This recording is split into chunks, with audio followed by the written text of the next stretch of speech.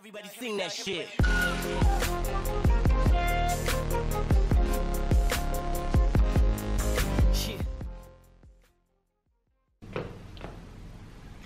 반갑습니다, 여러분. 오늘 드디어 사회문화 단원의 첫 번째 강을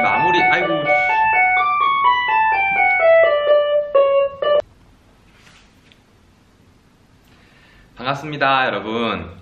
어떻게 온라인 수업은 많이 익숙해지셨나요? 이 온라인 수업을 한 지도 어느덧 한 달이 다 되어가는 것 같습니다. 우리가 사회문화를 배운 지도 굉장히 많은 시간이 지난 것 같아요. 어느덧 1단원의 마지막인 사회문화현상의 탐구 태도만을 앞두고 있습니다. 여러분 정말 고생 많으셨고요.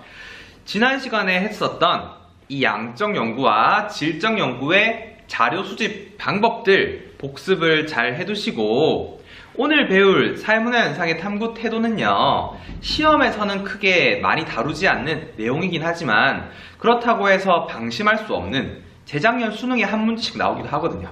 그래서 오늘은 약간 가벼운 마음이지만 그렇다고 해서 방심하지 말고 수업을 들어주시기 바라겠습니다. 자, 이 사회문화현상을 탐구할 때에는요, 여러가지 태도들이 준수되어야 합니다. 그 태도들을 한번 살펴보도록 할게요.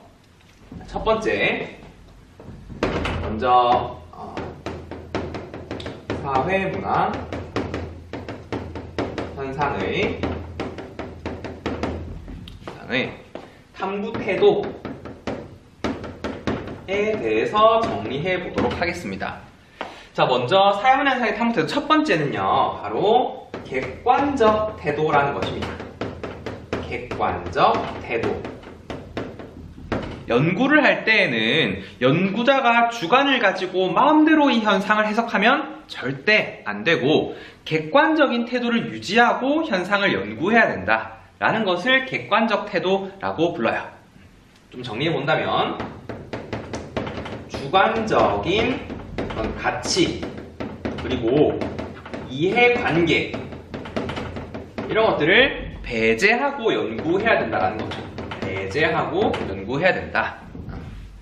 그러니까 이 이해관계가 반영되는 경우가 굉장히 많아요, 실제로. 왜냐하면 연구자도 어쩔 수 없이 사회문화 현상 속에 살고 있는 사람이기 때문에 자기도 모르는 사이에 이런 이해관계가 반영될 수 있다는 거거든요. 예를 들어서 한국인 역사학자가 역사를 연구한다면 아무래도 한국인들에게 조금은 유리한 해석을 할 수밖에 없다는 거거든요. 그렇기 때문에 더욱더 이런 객관적 태도를 유지하는 것이 중요하다라고 얘기하고 있습니다. 자, 좀 정리해 본다면 추가적으로, 항상 연구를 할 때에는 제3자의 관점에서 연구를 해야 된다, 이런 표현을 쓰기도 합니다. 이렇게 해서 객관적 태도에 대해서 알아보았고, 두 번째는 개방적 태도입니다. 개방적 태도. 사회문화 현상을 연구할 때에는 항상 개방적인 자세를 가지고 연구해야 된다는 거예요. 왜, 우리도 주변에 보면 굉장히 꽉 막힌 사람들 있잖아. 자기 주장만 막 말하고 남말 안 듣고 그런 사람 있잖아. 그래서는 안 된다라는 거예요. 항상 다른 사람들의 주장을 잘 경청하고 내 주장이 만약에 틀렸다면 그것을 수용할 수 있는, 바꿀 수 있는 그런 개방적 태도를 지녀야 된다는 거예요. 정리해 볼게요. 자, 개방적 태도는 자기의 주장에 대한 비판을 어떻게 하자? 허용하자라는 것을 개방적 태도, 이렇게 불러요. 여러분, 그렇다고 해서 내 주장이 너무 쉽게 흔들리면 안 되겠죠. 다른 사람들이 뭐라 했다고 해서 미안해, 고칠게, 이래서는 안 되고, 내 주장을 올곧게 관철시켜야 하지만 다른 사람들의 반증이 있다면, 반증이라는 건 어떤 근거 자료겠죠. 이런 반증되는 자료가 있다면 그것을 수용하는 태도가 필요하다라는 점입니다. 이것을 개방적 태도, 이렇게 불러요. 그다음 세 번째는 성찰적 태도입니다. 성찰적 태도. 여러분, 성찰이란 말이 무슨 말인지 압니까? 성찰. 자신을 좀 되돌아본다 라는 것인데, 반성이랑 약간 비슷한 말이에요. 그래서 자신의 어떤 연구를 성찰해 보는 건데 이것에는 두 가지의 의미가 숨겨져 있습니다. 첫 번째는요, 현상에 대해서 계속해서 좀 세심하게 보는 거야. 단성적으로. 이 현상은 왜 발생했을까? 이 현상이 발생하게 된 이면에는 어떤 것들이 녹아 있을까? 이런 것들에 대해서 계속해서 궁금증을 갖는 것, 이 호기심을 갖는 것도 성찰적 태도에 포함이 됩니다. 정리해 볼게요. 자, 항상 현상의 이면을 탐구하고자 하는 태도. 여기서 이면이란 말은 숨겨져 있는 면이라는 거겠죠. 이것에 대해서 항상 궁금해하고 탐구한다는 거지. 그래서 어떤 연구를 할까, 연구 주제를 설정하는 과정에서 가장 많이 요구되는 것이 바로 성찰적 태도가 됩니다. 호기심을 가져야지 연구를 수행할 수 있으니까. 그 다음 두 번째, 이 성찰하는 것을 내 연구 과정에 적용시키는 거야. 그러니까 예를 들어서 내가 어떤 연구를 하는데 이 연구가 잘 되고 있는지, 내가 자료 수집은 잘 했는지, 자료 분석은 올바르게 하고 있는지 연구 과정 자체를 계속해서 성찰하는 거예요. 이런 방법도 성찰적 태도에 포함이 됩니다. 정리할게요. 자, 자신의 연구를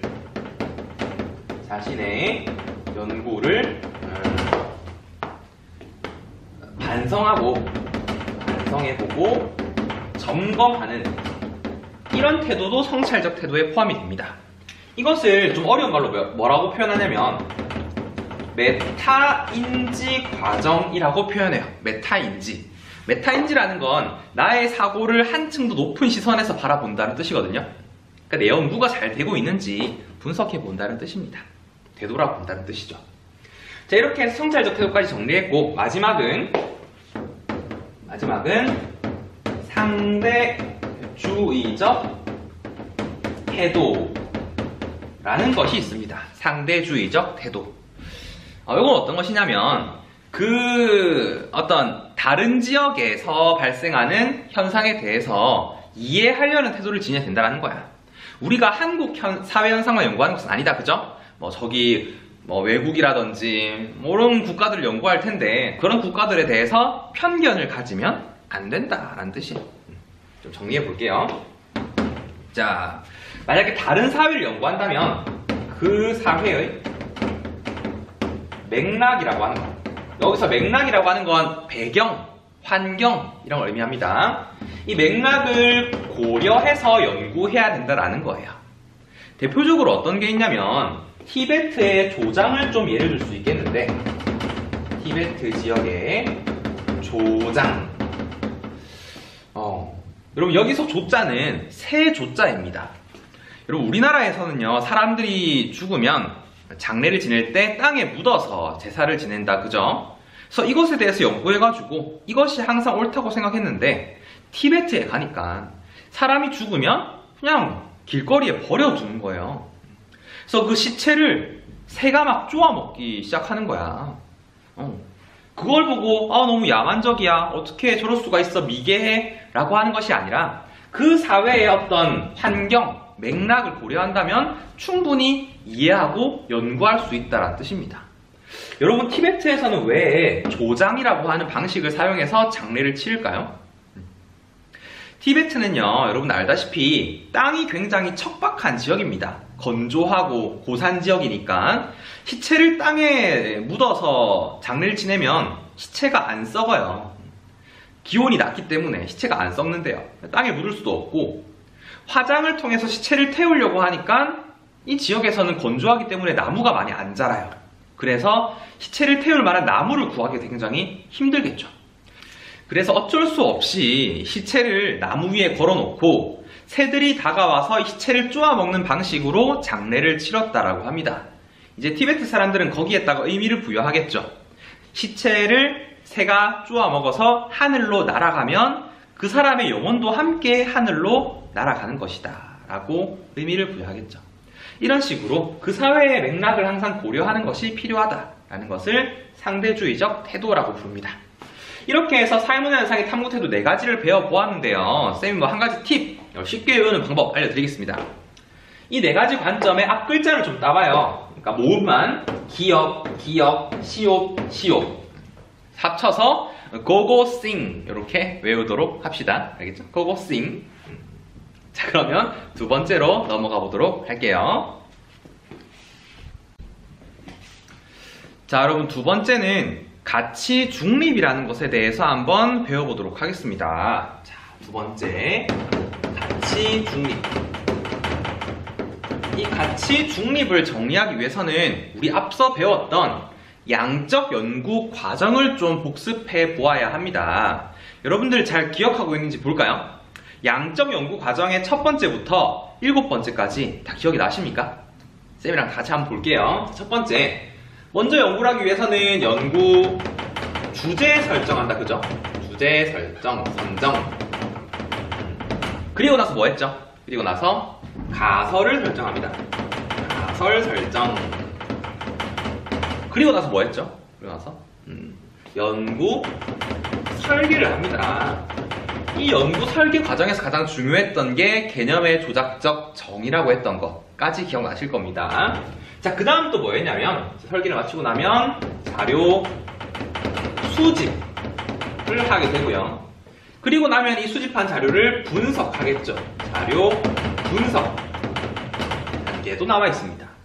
그리고 나면 이 분석한 자료와 내가 설정했던 가설이 일치하는지 가설 검증을 하기도 하겠죠.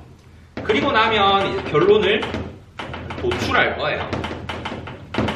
여기까지 배웠던 게 우리가 배웠던 양적 연구 과정이었습니다.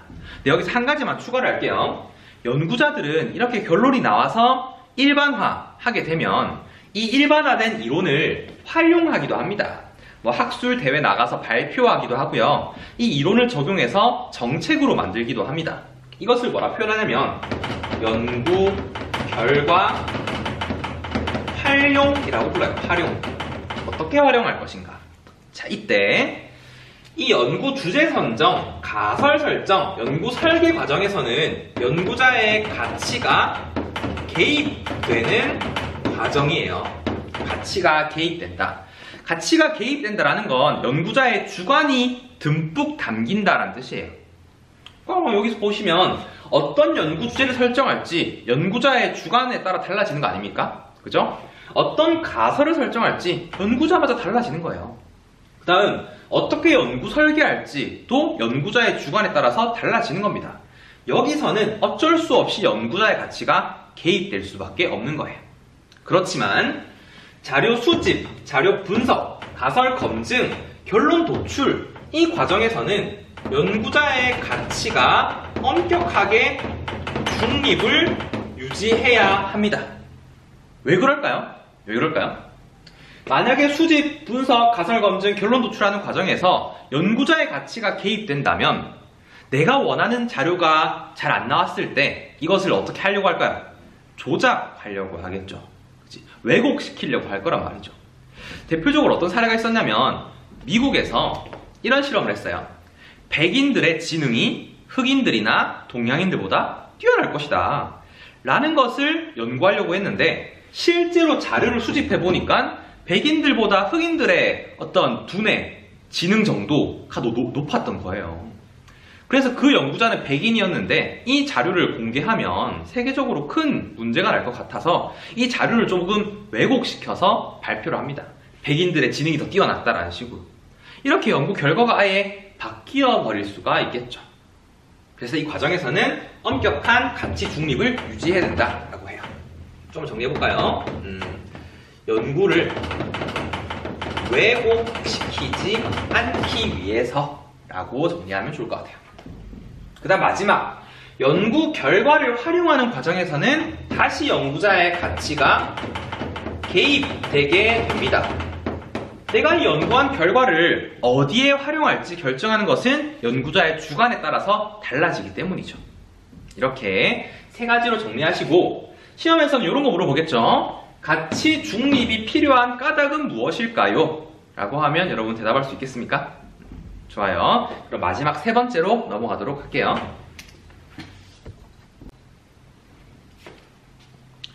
자, 세 번째는 연구 윤리에 대해서 얘기를 해보겠습니다.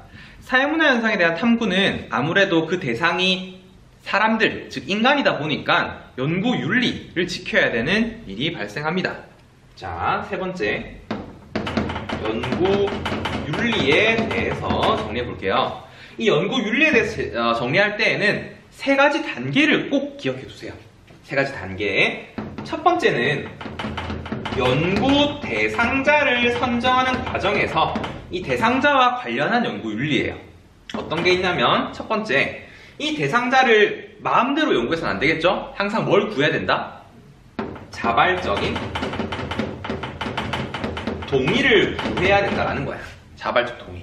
마음대로 막 길 가는 사람들 납치해가지고 연구하고 그러면 절대 안 되겠죠, 그죠? 항상 동의를 구합니다. 우리가 지금 이런 연구를 할 텐데 참여해 주시겠습니까? 이런 식으로. 근데 여러분, 연구 중에는 미리 연구 목적을 밝히면 안 되는 연구도 있어요, 그죠? 예를 들어 어떤 게 있냐면 길 가다가 지나가는 사람이 쓰러져 있을 때 그 사람을 어떻게 도와주는지 그 반응을 내가 관찰하고 싶단 말이야. 근데 갑자기 미리 여러분 저기 좀 가시면 사람이 쓰러져 있을 거예요. 어떻게 하시겠어요? 미리 말해주면 그 사람의 행동이 좀 달라지겠죠, 그죠? 미리 알고 있으니까. 그러니까 그럴 때에는 연구를 하고 나서 그 사람에게 이 목적을 설명해 주는 거야. 하고 나서 사실은 이거 실험이었습니다. 어떻게 좀 동의해 주시겠습니까? 동의를 구하는 거죠. 사후 동의를 구하는 경우도 있어요. 그 다음, 이 대상자들이 연구하는 과정에서 사생활을 침해하는 경우가 나타나면 안 되겠죠. 연구하는 과정에서 그 사람의 몸무게라든지 그 사람의 집 주소라든지 이런 것들이 밝혀지면 안 된다라는 뜻입니다. 이렇게 첫 번째 대상자와 관련된 연구 윤리고요. 두 번째는 연구 과정에 관한 연구 윤리가 있습니다. 연구 과정에서 그 자료라고 하는 것을 절대 조작하거나 축소하거나 이래서는 안 된다라는 거죠. 쌤이 아까 얘기했던 것처럼 그 백인들의 두뇌 실험, 지능 실험할 때처럼 자기의 마음대로 자료를 조작하면 절대 안 된다라는 겁니다. 이게 연구 과정에서의 연구 윤리고요. 마지막으로 연구 결과와 관련한 연구 윤리가 있습니다. 이 연구 결과가 자신들의 이익에 부합하지 않는다고 해서 절대 은폐시키면 안 되겠죠. 은폐시킨다라는 건 숨긴다라는 거예요. 그 다음 두 번째, 내가 연구를 했을 때 사용한 자료들은 전부 출처를 밝혀야 된다라는 거예요. 출처를 밝힌다. 즉, 표절하면 안 된다라는 것과 똑같은 말이겠죠. 그 다음 마지막으로 책임 있는 자세를 가져야 된다라고 얘기를 해요. 그러니까 연구한 결과, 이거 사람들이 비판할 때 저는 잘 모르겠습니다 이런 게 아니라 자신이 연구한 결과는 끝까지 책임 있는 자세를 가지고 연구해야 된다라는 겁니다. 자, 이렇게 해서 탐구 태도 4가지, 그리고 가치 중립이 무엇인지, 마지막으로 연구 윤리 3단계로 나누어서 정리해 보았습니다. 어떻게 여러분 도움이 잘 되셨나요? 자, 그러면 1단원 내용 복습 잘 하시고 우리는 다음 강에서 만나도록 하겠습니다. 안녕.